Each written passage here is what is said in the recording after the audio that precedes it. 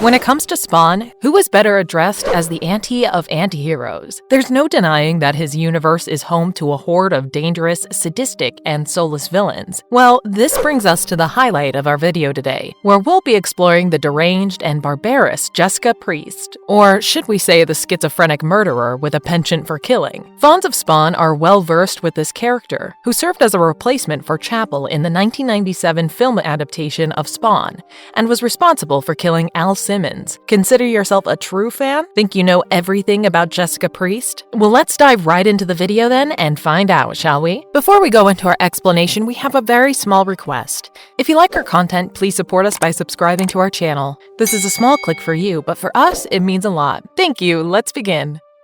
Who is She-Spanw? For a proper understanding of this character, we'll dive deeper into the comic issues 12, 13, and 14 of Alan McElroy's Curse of the Spawn. You ready? Let's do this. Codename: Priest begins with a young girl singing to herself and roasting marshmallows right outside a burning home. As the cops arrive and ask her if she's doing all right and where her parents are, she simply confesses to taking out lighter liquid, pouring it on her sleeping parents, and setting them, along with the house, on fire. All because they didn't let her roast marshmallows. The next comic panel shows that 2 decades have passed, and the same little girl has grown up as the insanely deadly Jessica Priest. Her traits haven't changed. She still loves singing and takes complete delight in killing, which, mind you, gives her an orgasmic endorphin rush. As Priest is seen blowing up a military complex in Iraq, all by herself, she informs the general that she has started a war with Israel. At the CIA headquarters, Priest and her boss, Jason Wynn, are seen carrying out their post-mission ritual,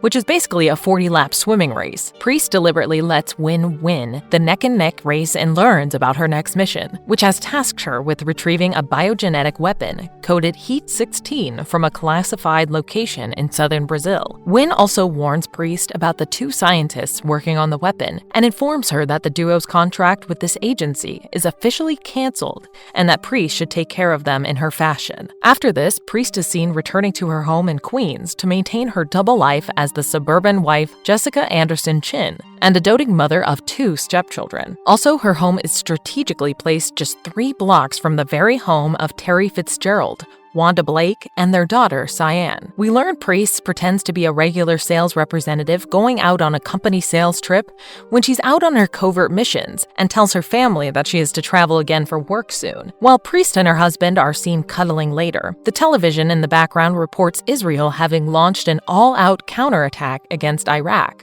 a result of Priest's earlier actions. Moving on with the storyline, Priest gears herself up for the Brazil mission. She meets squad members A6 field agents Obersmith and Zax on the mission, and together, they take several hot planes and finally meet their guide Juco. While traveling through the jungles on a riverboat, Priest's instinct picks up something. She warns the rest and dives off the boat seconds before it explodes. It becomes evident that Juco is part of the trap, and Obersmith and Zax are taken as hostage. Priest, on the other hand, is swiftly able to overcome the troops who ambushed, and she carries on alone with the mission of recovering the bioweapon, tracking down the CIA MedLab 005 base, even without a guide. She finds her way past security only to get caught off guard and shot by scientists Kevin Bergregor and his fraternal twin Liz Arno, the duo Wynn had previously warned her about. It becomes clear from their conversation that they plan on running several tests on her, the thought of which already makes them super excited. Heart of Darkness begins with sibling lovers Bergregor and Arno playing with the building blocks of nature. Priest has become the latest toy of the demented mavens of genetic damnation,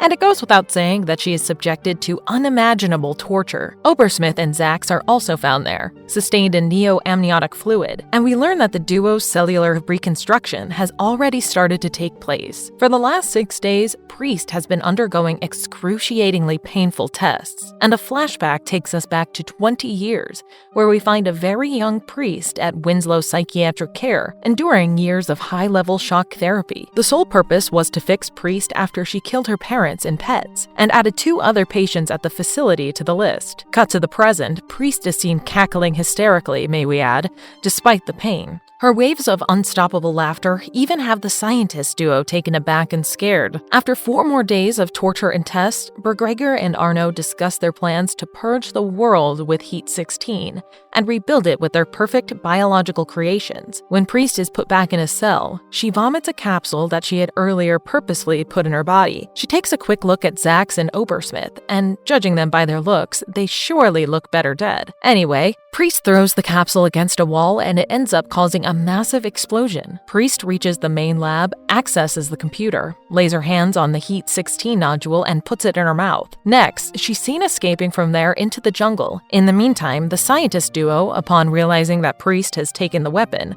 end up releasing the genetically modified Zax and Obersmith, currently looking like feral dogs, to have them hunt Priest down and bring back Heat-16. Priest arrives at the town El Morte, where she encounters Juko, but as she gets him to confess that he had her set up, she gets attacked by a bunch of men who waste no time battering her into unconsciousness. When she wakes up, she finds herself on a riverboat with several tramp workers, probably stolen off work sites or shanghaied from villages. Obersmith and Zax, on the other hand, arrive at El Morte tracing the scent of Priest. They find Juko there and tear him into pieces. As they devour his flesh, they then find themselves fulfilling their need for their ever-regenerating bodily tissues. Juko's screams draw the rest of the villagers, and within 3 hours, there's hardly anyone left alive in the village. The generic beasts who were once agents of the CIA and A6 are seen swimming upriver, following the DNA trail of their prey. We return to Priest, who is held captive in a uranium mine. A man named Erlich Westerlin arrives and welcomes them to their new life, telling them they will all be making weapons-grade uranium. The issue ends with Priest realizing that she doesn't have the Heat-16 nodule with her, and a different panel shows that Westerlin currently possesses it. Apocalypse picks up right after the events of the previous issue. Priest is literally in hell, and in this hell, the devil happens to be Westerlin. Westerlin already has his attention on Priest and is quite eager to know about the nodule he had dredged out of her intestines earlier. Because Westerlin doesn't know the significance of the biogenetic weapon, he is seen chucking it from one hand to the other like a ping-pong ball. Moving on with the storyline, an avalanche of loose rocks endangers the life of a girl named Aranxia, or, in other words, the only one who has been nice to Priest ever since she got there. Priest is seen sprinting down the mine's crater wall to help out Aranxia,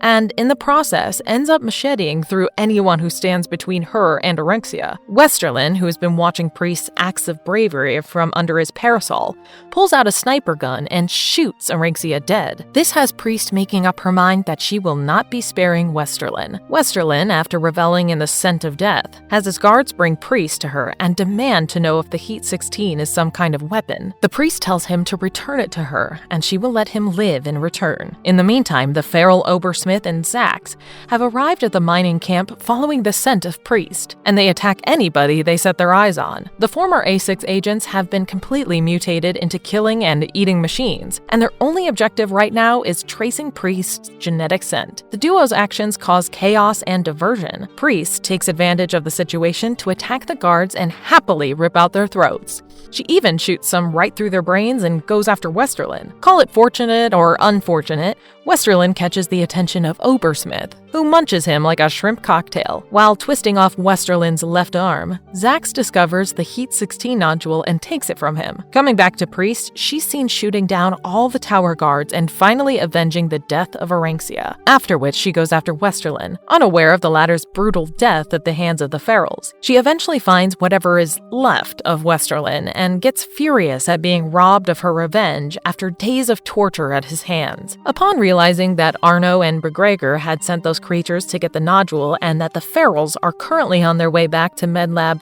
005, she decides to follow the beast into the jungles. A flashback reveals Priest during her teenage years, going on a killing spree in a school in South Bend, Indiana. Priest ended up killing everybody in the school. For her, it was more like a mission where she felt it was necessary to take out all the jerks in the world before they wrecked the very future of humanity. Another flashback followed, which showed Priest inside St. Bart's prison for the criminally insane, where she was paid a visit by Wynne, who offered her a chance to sharpen the blade of her soul and then use it to draw righteous blood. No points for guessing. Priest gladly accepted Wynne's offer, and the rest, as you all know, is history. Cut to the present, Priest catches up with the ferals and shoots at Zax. Obersmith continues to carry on, as his only purpose is now to return the Heat-16 insane to Arno and McGregor. Even with the priest firing 9 rounds at all the right places, Zax regenerates way faster than she could have ever imagined. The priest strategically makes Zack land on the home of fire ants to have them feast on his body and then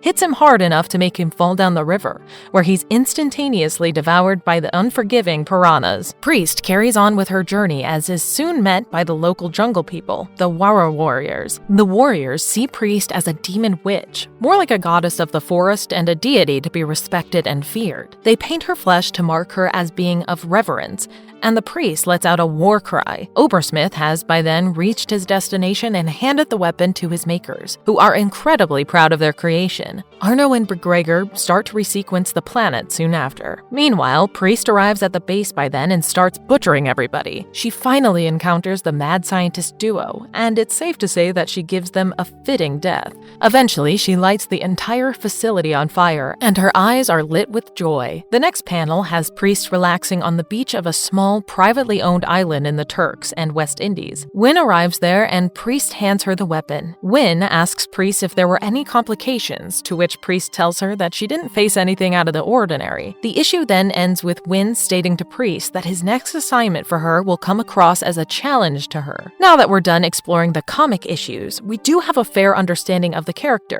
Jessica Priest appeared in the recent issues, where she was seen found having a friend in the witch Nyx. No wonder when Nyx died, her death had a massive impact on Priest, which made Priest precisely tap into the darkness to transform herself as She-Spanw. Well, as She-Spanw, she took revenge on Nyx's behalf and became the leader of the heroic Healthspawn's team, known as the Scorched.